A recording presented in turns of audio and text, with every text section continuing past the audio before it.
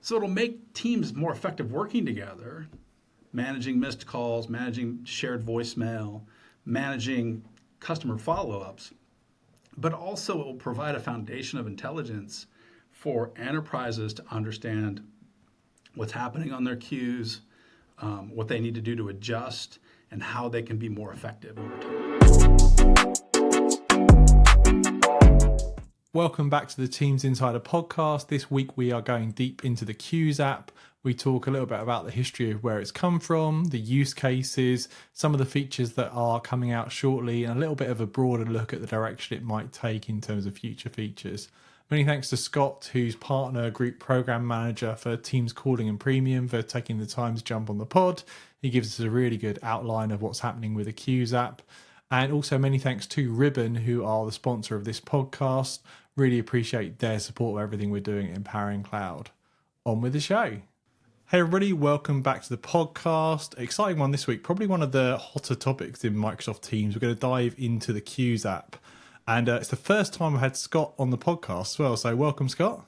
Thank you. I'm happy to be here. Awesome. So really want to dive into queues, but first you've had a long run at Microsoft and a lot around Teams calling. Yeah. So maybe you could take us a little bit through your journey with Microsoft and Microsoft Teams. That's a long journey. I've been at Microsoft for 27 years. So my start in unified communications really happened in Link way back when. I owned a bunch of calling experiences then and mobile experiences in Link. And then I kind of left Unified Communications for a while, did a tour around the company, and then ended up coming back really just before the pandemic. So it's been about 5.5 years or so. I mean, that was good timing to come back to UC just pre-pandemic, well, right for the hotness. Or was it? Well, no, it was. I mean, it was a really fun time in terms of work. There was just so much to do. It was odd doing it all from home, but I mean, things exploded at that time, and so we grew really fast. We had a ton of work to do just to make Teams Phone a credible PBX at that time. We really weren't at the beginning of the pandemic. And it took us some time to get to a world where, we had enough functionality in our cloud call control that we were a credible PBX solution for enterprises and SMBs. And I feel like we're at a point now where we're sort of there. There's a few features that are still remaining, and the long tail of PBX features is really long. And so I don't think we're going to do everything that you've seen in a PBX. But it's kind of interesting convergence, is it? Because simultaneously, Teams has plugged gaps, and it feels like the world is catching up to the reality of, actually, I don't need 270 PBX features. Yeah, that's right. Like, we used to get a bunch of feature requests that we don't get anymore. And then we've also plugged some of those gaps. We still get feature requests for old PBX features. My favorite is call waiting beep. Call waiting feels like a feature that I remember from 1984, when I was a teenager and I got call waiting at home for the first time. But those features are still there. People who use telephony have been using it for 100 years, really. And so those old habits sort of die hard, and those workflows sort of die hard. And so we always have requests for those things. Fax, we get requests for fax and those kinds of things. And I mean, the truth is we won't do them all. We just feel like it's time to transition to a more modern telephony experience, more modern communication experience. Awesome. And tell me about the current role. So my current role? Yeah. So today I own all the calling experiences in Teams. I'm also now actually driving some of the Teams premium experiences, which is where Queues actually comes in, and some of the effort to drive B2C communications. So I have a team of about 15 PMs right now, leading a dev team of, I don't even know how many anymore, probably 60 or so at least. Yeah. Yeah, at the minimum.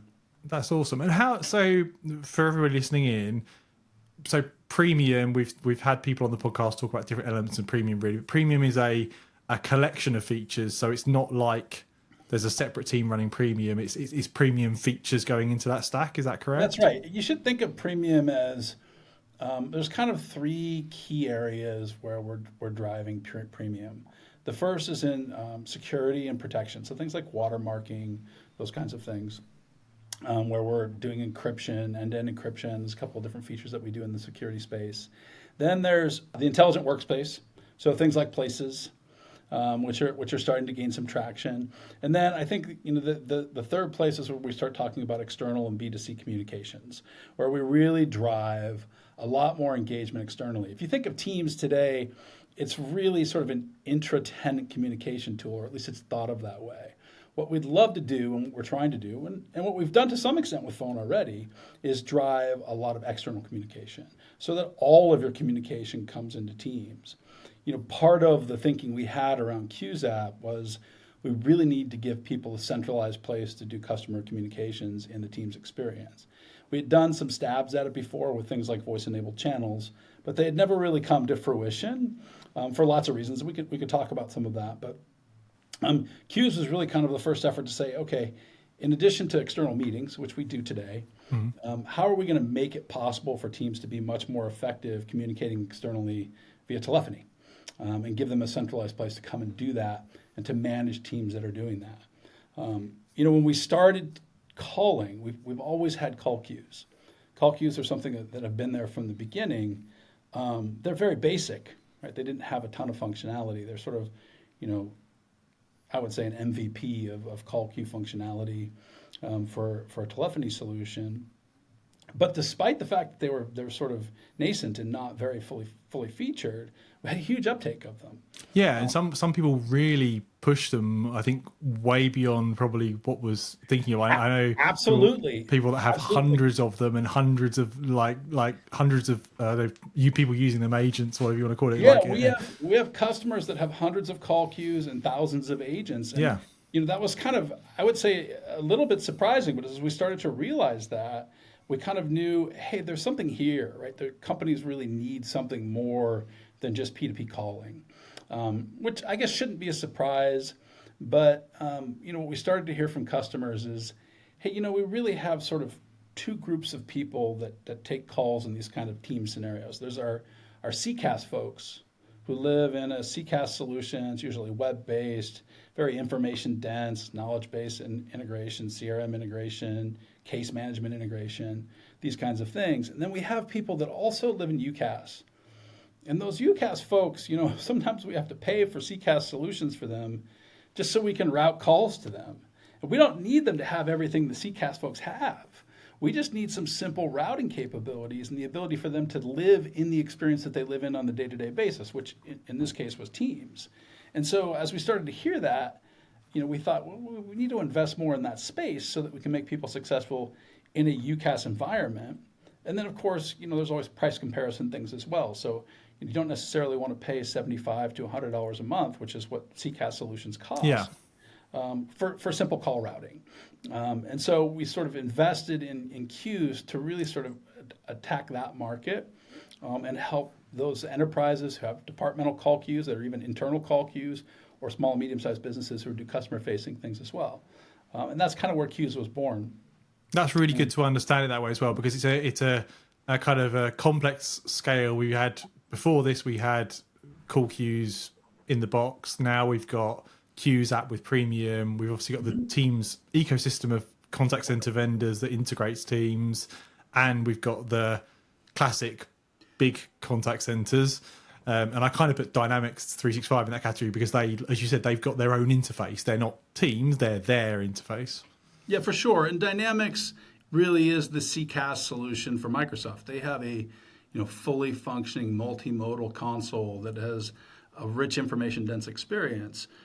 We aren't looking to replace that. In fact, we're actually working with Dynamics quite closely to make sure we integrate with that. We provide connectivity between our experience and Dynamics experiences. And over time, even potentially power that telephony.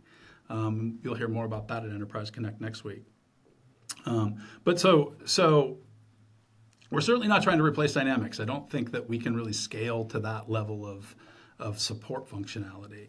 Most of our call queues generally have tens of people on them and not hundreds or thousands of people. But they've been widely adopted and are used for all kinds of scenarios. Banking scenarios, hospital scenarios, just organizational scenarios and enterprises as well.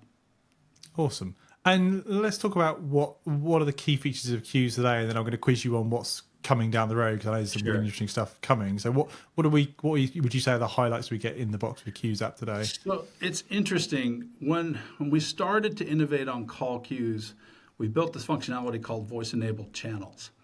The idea was, hey, let's associate call queues with channels. Channels are a place where teams come together to work on a problem. Let's bring telephony to that. And so we brought a few things to the table in voice-enabled channels. We brought individual call history of calls I took on a queue, the ability to opt in and opt out of a call queue, and then to see the status of other folks on your queue. And what we found was that solution just didn't work very well. Folks did not like the notion of navigating channel infrastructure to manage their call queues. So first things first, we wanted a centralized place for queues. We gave it its own app.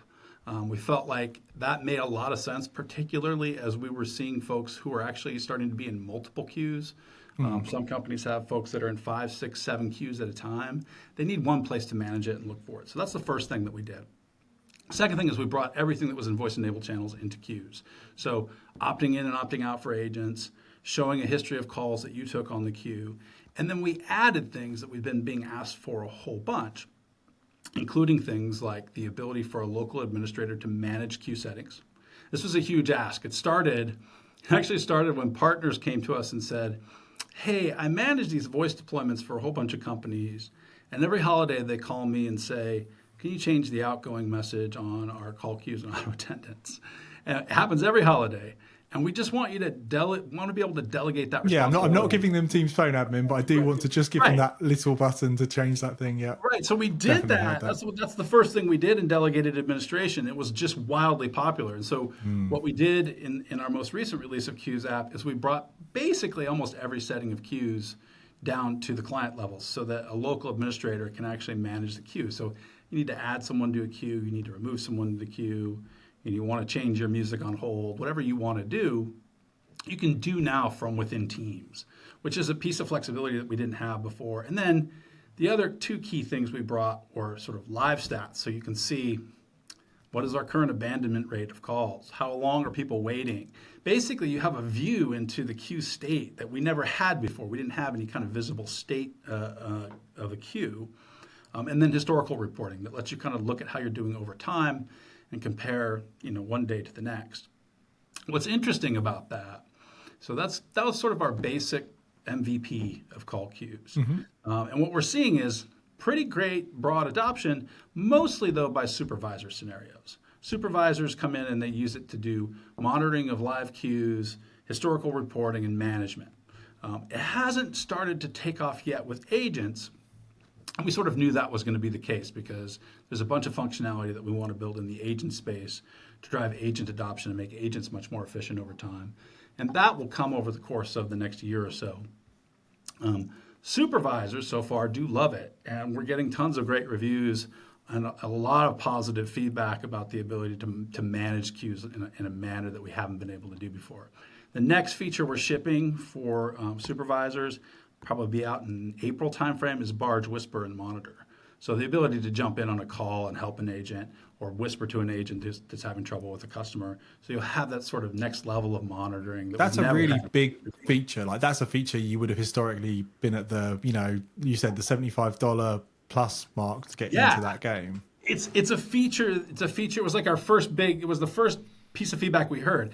What's funny, though, is everyone we talked to originally was a supervisor, right? Was like an admin. So, of course, they want barge, whisper, monitor. Yeah, that's the feature they want to check on their people or help their people. Exactly. So like agents don't barge in on each other, right? Yeah. So as we move past those sort of supervisor features, I think the really interesting stuff comes when we get into the agent space, when we do things that help agents. And that list is really kind of growing on a daily basis.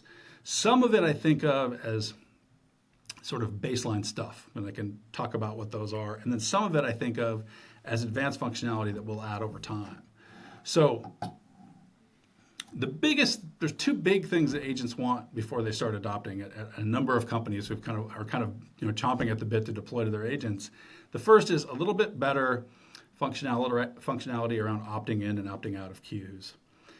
Particularly in hospital scenarios, what you hear is, hey, we have a bunch of doctors and nurses that come online, they're on 5 to 6 queues, and they forget to opt in. Or they leave and go home, and they forget to opt out. So we want some ability to automate that functionality. And we're in the process right now of integrating with Microsoft Shifts so that you can actually set up work shifts. Oh, interesting. Yeah, so if you put a doctor or a nurse on a shift, when their shift starts, they're automatically opted in. When their shift ends, they're automatically opted out. So that's coming in the next semester or so. And then additionally, they want the ability to have each other opt in and opt out. So my coworker had to leave in an emergency. I'm going to opt her out of the queue, that kind of thing. So that's just sort of an availability control convenience that they also want on mobile, right? Mobile devices and queues on mobile are a big part of this as well. If you look at banking scenarios, hospital scenarios, some retail scenarios, you have employees walking around with their mobile phone. It's also just part of the team's story, isn't it? Right? It's like I work from different endpoints. I kind of expect uniformity of experience, and that's right. App is an experience. Yeah. So being able to get all of those, we've always routed call queue calls to mobile phones, but we don't have yet a queues app on mobile that gives you that kind of rich engagement functionality that you need to sort of control your experience. So those two things I think are big ones for agents, and then the biggest one, and the one I think is going to unlock a lot more interesting scenarios, is what we call shared call history. So today, if you go to the call queue and you look at one of the queues you're on, you'll see a history of all calls that you took on the queue. But what you really want to be able to do is see all the calls that came in on the queue. Then I see interesting things like, oh, my coworker Tom missed a call yesterday or took a call yesterday and took these few notes on this call. He's out today. I'm going to be able to go back to that call queue, see that he missed the call or see that he had some follow-up action items on the call and help Tom out and be able to actually react to notes that he took on calls or actions that were a result of calls that he took with customers. And shared call history is sort of a huge investment on our part. It's been something we've been working on for the last 6 months or so. I'd expect to see it in the second half of this year. It is also a place where I expect us to innovate over time. So if you're familiar with Copilot on calling today, you're able to record. You beat me to it. I feel like this is like the place where AI can really add significant value. It's more like, where are you going to draw the line? Because it's so interesting. That's right. So once you can record and transcribe every call on a call queue, now you get really interesting scenarios because you get automated recaps. You get the ability for agents to say, oh, what happened on that call that Tom took yesterday? And you can see that all automatically. So we want to live in a world where enterprises can choose to apply policy to queues and say things like, record and transcribe every call in this queue. Right? And sometimes that might be for training purposes, but sometimes it might be for intelligence purposes. I'm going to get a lot of information about customers that are calling. And then over time, you can start to imagine where we might go.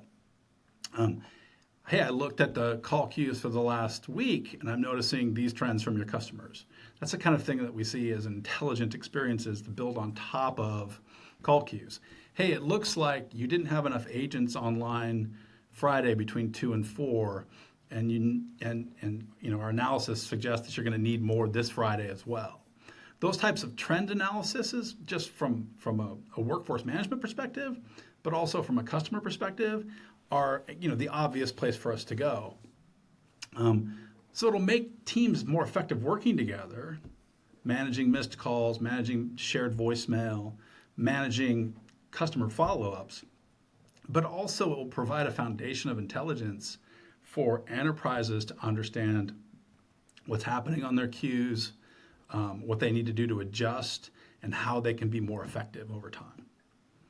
Yeah, that's really interesting. There's significant value there, both in the, as you say, the AI helping you understand the analytics side, like simplifying that for you, but actually if you're going to go into the data insights, it's super interesting to be, what are the trending topics? We set this queue up for reason X, but what does it actually get used for all week? Exactly. Like, what are the trending topics? Right, and other scenarios as well. So I pick up a call on a queue.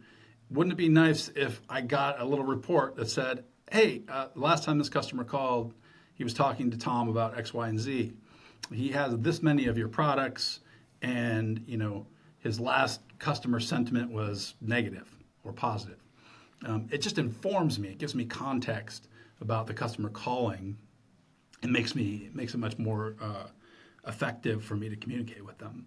And so over time, you can think of a lot of different of these intelligence scenarios, and they'll take us some time to build, but it's sort of the obvious direction that we'll end up going as we get smarter and smarter, and we're building those types of Copilot scenarios on top of calling. That's really cool.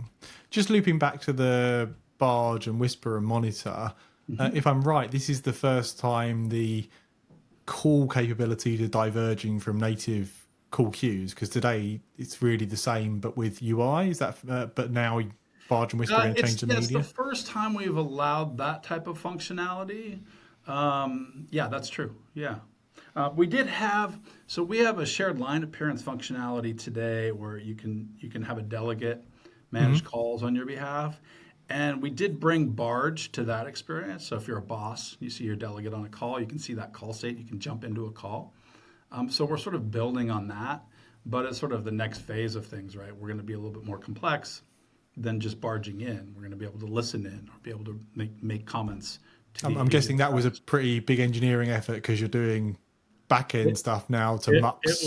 This person can hear but can't see. This person can talk to this person but not. I can't think of a scenario where we've muxed media in a like this person can hear but this person can't type scenario.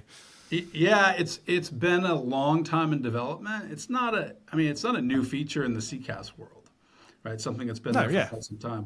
But for us, it is. It's been. We had kind of been doing it as we got to the first version of queues, and we decided when we got where we did with queues that we could release without this functionality if we fast followed. And so I think queues was out October, November of last year, and barge whisper monitors probably about a month away. So not too far after. I'm excited for that. I want to see how people begin to use it. I'm sort of. I guess we've been developing that one for a while, so I'm not as excited about it as some of the other things that we're going to do for agents, particularly mobile queues and shared call history. But it is exciting to see that come online quickly. One of the things that when we released voice-enabled channels, we let it stagnate a little bit too long. We had a whole bunch of other things that were going on from our phone perspective. And I feel like this time with queues, we're really focused on expanding B2C communication and making it more effective. And most of that is because, we've got that foundation, that solid foundation with phone now. We're not building all those kind of old PBX features anymore. We've had this conversation. I feel like when Microsoft brings something new to the market, there's kind of eyes on, like, did it get enough traction to get enough love to keep having features? So it's nice to see the roadmap features coming through to kind of be like, this feels like a safe bet to come on the journey with Microsoft on more's going to come. Yeah, customers are like, the other thing is we're getting great validation from customers, right? So that sort of feedback that we get from customers, it is what drives us. And the excitement around queues is pretty palpable. Awesome. Well, Scott, that was a great insight. I think we're going to grab some of your team and do a deep dive on like config and set up some bits and pieces, but I really appreciate your perspective, and maybe we can give you a bit of time to ship some of those other AI features and get you back to talk about those. Yeah, absolutely. When we get some of that new stuff out, let's talk again. It'll be great. Awesome. Thanks so much, Scott. Thank you, Tom.